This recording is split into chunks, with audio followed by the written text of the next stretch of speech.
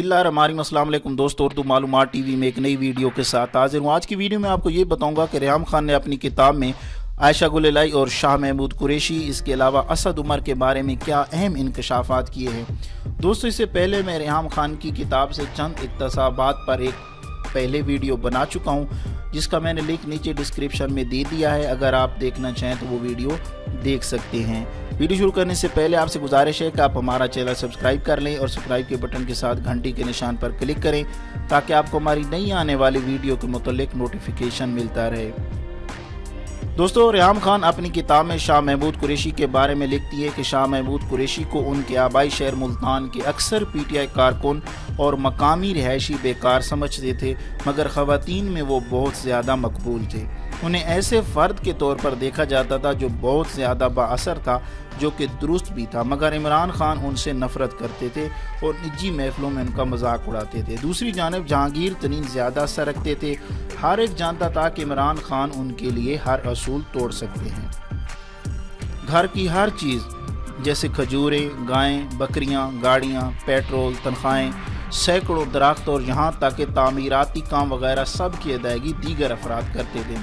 हम हैरान होते थे कि आखिर वो इमरान खान इस बात पर तवज्जो क्यों नहीं देते कि रावलपिंडी मकामी बॉडीज़ में गायब हो चुका है। फिर मैंने दरियाफ्त किया कि बनी गाला को सरसब्ज बनाने का काम आमिर कियानी के जो 500 से ज़ायद दरख्त लगातार पीटीआई के सीनियर नायब सदर, जो कि टिकट जारी करने का इंतजार था, की जायदाद में पहुंचा रहे हैं। इमरान खान की जन्नत रावलपिंडी के लोगों से ज़्यादा अहम थी।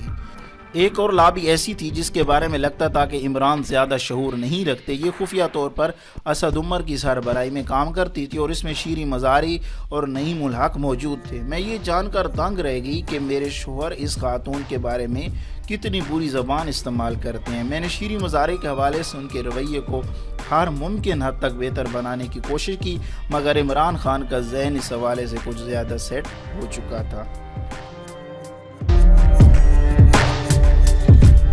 मज़ीद वो ये लिखती है कि एक नई खातून पीर को 2014 में ओन चौधरी ने इमरान खान से मिलाया।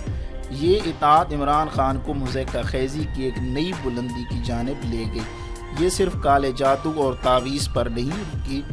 मैंने दरियाफ्त किया कि मेरे शोहर ऐसे मुतअद्दिद हैरान कुन चीज़ों पर यकीन रखते हैं जो किसी मंतक या इंसानी सोच से बालातर है।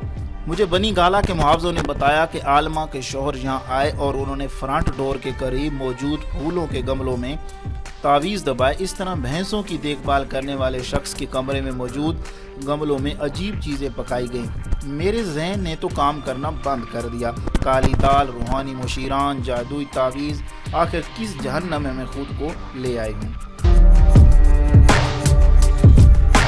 रेहाम खान अपनी और इमरान खान की मोहब्बत के बारे में लिखती है, क्या मुझे उनसे मोहब्बत थी? इसका मुख्तसर जवाब है नहीं। मुझे इमरान से मोहब्बत नहीं हुई थी, कम अज़ कम इस मौके पर तो नहीं, मगर मैं यकीनन उनसे जुड़ चुकी थी। और अगर मैं कहूँ तो झूठ होगा कि मैं उनसे मुतासिर नहीं थी। इब्तदाई चंद रोज़ के दौरान वो मुझसे पूछते थे, क्या तुम मुझसे इतनी ही मोहब्बत करती हो जितनी मैं तुमसे करता हूँ रेहाम? मैं दयानतदाराना जवाब देती, इमरान, मैं आपको हर गुज़रते दिन के साथ ज़्यादा चाहने लगी हूँ। इमरान का तर्ज़ ज़िंदगी मेरे समाजी दायरे से बहुत ज़्यादा मुख्तलिफ था। ये एक अजीब ज़िंदगी थी जो कि जिन्स, मुंशियात और रॉक एंड रोल के गिर्द घूमती थी।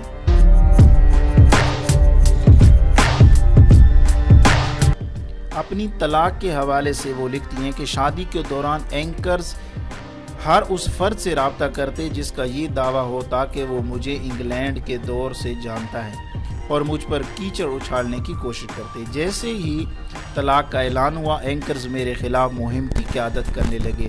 मैं उन ईमेल्स को तकती रहती जिन्होंने मुझे इस शख्स को छोड़ने के लिए जवाज़ बाकी नहीं छोड़ा, जिसके बारे में मेरा ख्याल था कि मैंने इससे शादी की है। तलाक के फौरी बाद मुझ पर हमले हो गए और एक वकील के मशवरे को मुझे खामोश रखने के लिए इस्तेमाल किया गया। मेरे शोहर ने मेरी ज़िंदगी भर की अज़ियत के साथ साजिश की।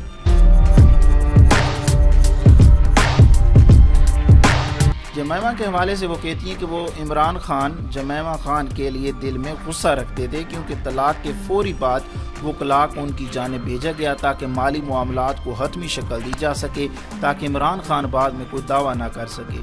मेरे ख्याल में ये मामूल का अमल था کیونکہ عمران خان کا کوئی ذریعہ آمدنی نہیں تھا اور جمیمہ دولت مند تھی تو ان کی جانب سے یہ عمل متوقع تھا، مگر عمران جمیمہ کے اس رویے پر شاک رہ گئے اور ان کے اصرار تھا کہ یہ سابقہ اہلیہ کی کمینگی ہے۔